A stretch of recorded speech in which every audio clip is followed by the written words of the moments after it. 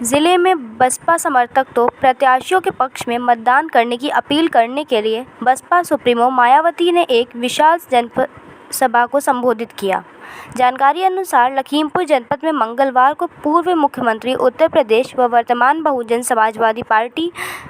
Supremo Mayawati द्वारा एक विशाल जनसभा को संबोधित किया गया और दोनों को पूरे बहुमत से सुप्रीमो द्वारा कहा गया कि सभी लोग क्षेत्र में जाएं और बहुजन समाजवादी पार्टी ने के अंशय कार्ला व श्याम किशोर अवस्थी दोनों के समर्थक में मतदान करने की अपील करें। उन्होंने यह भी कहा कि हमें गठबंधन की आवश्यकता नहीं है, हम स्वयं में चुनाव लड़ने के लिए सक्षम हैं।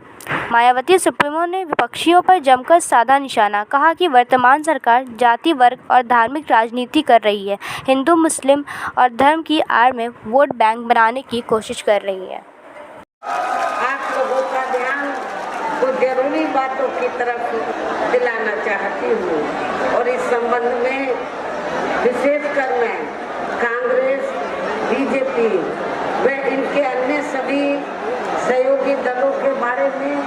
ये कहना चाहूँगी कि आज़ादी के बाद शुरू में केंद्र व देश के काफ़ी राज्यों में भी ज़्यादातर सत्ता यहाँ कांग्रेस पार्टी के ही हाथों में केंद्रित रही है, किंतु इनकी अधिकांश मामलों में रही गलत नीतियों एवं गलत कार्य प्रणाली आदि की वजह से ही फिर इस पार्टी को केंद्र में काफी राज्यों की भी सत्ता से बाहर होना पड़ा है। हमने टिकट बंटवारे के मामले में भी सब समाज के लोगों को उचित भागीदारी दी, जिनको कामयाब बनाने के लिए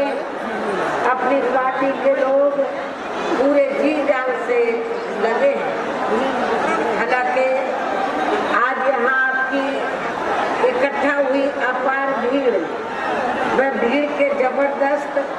जोश को भी देखकर अब मुझे भी ये काफी हद तक भरोसा हो गया है कि पिछली बार की तरह इस बार भी आप लोग यहाँ अपने प्रदेश से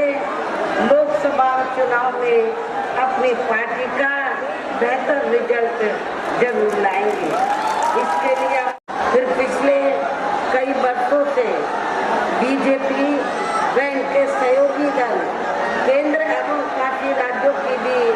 सत्ता में काबिज हो गए हैं, लेकिन इनकी भी ज्यादातर रही जातिवादी, पूंजीवादी, संकीर्ण, सांप्रदायिक व द्वेषपूर्ण नीतियों एवं कार्य प्रणाली आदि से तथा इनकी कथनी व करनी में भी काफी अंतर होने की वजह से अब ऐसा लगता है कि इस बार ये पार्टी भी यानी कि भारतीय जनता पार्टी भी केंद्र की सत्ता में आसानी से वापस आने वाली नहीं है, बशर्ते यदि ये चुनाव इस बार फ्री एंड फेयर होता है तथा आम चर्चा के मुताबिक वोटिंग मशीनों में भी कोई गड़बड़ी आदि नहीं की जाती है। और वैसे भी इस बार चुनाव में इनकी कोई भी पुरानी एवं नई चल रही नाटकबाजी, जुमलेबाजी व गारंटी आदि काम में आने वाली नहीं है, क्योंकि अब देश की जनता काफी हद तक इस बात को समझ चुकी है कि इनकी पार्टी ने अब तक देश के विशेषकर गरीबों, कमजोर तबकों,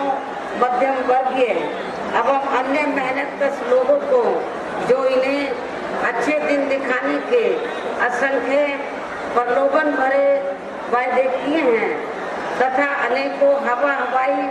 व कागजी गारंटी आदि भी दी है, तो उनका जमीनी हकीकत में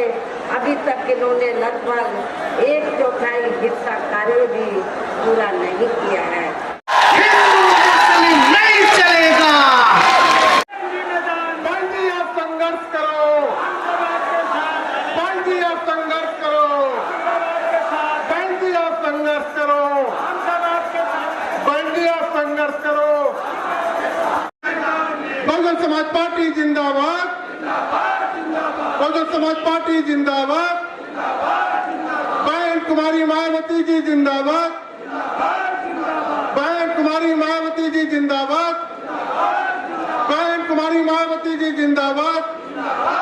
बहुजन समाज पार्टी जिंदाबाद, बहुजन समाज पार्टी जिंदाबाद। सर्व समाज के सम्मान में वोट दे देंगे साइकिल को तो सरकार आ जाएगी। 100% मुस्लिम समाज ने साइकिल को वोट दिया, लेकिन सरकार नहीं आई। साथियों, मैं अपील करना चाहता हूं, अगर आप 50%, केवल 50% ही हमारे बहुजन समाज पार्टी के कैंडिडेट को वोट दे दे, श्याम किशोर अवस्थी जी को वोट दे दे और बालाजी का वोट दे दे, किसी के भाई के नाम में तब नहीं है जो समाज से वोट। साथियों, ये सरकार कुंभले की सरकार है, नहीं लगाने वाली सरकार है, कहीं पर चलने वाला खाता चलाते हैं, कहीं पर लगातार दादा करते हैं, तो कहीं पर हाथ नहीं करते हैं, लेकिन बच्चे में आ गया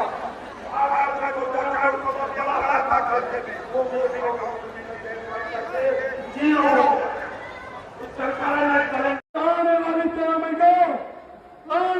13 मई को बहुजन समाज के लोग अपनी पार्टी जिताकर सरकार बनाने जा रहे हैं।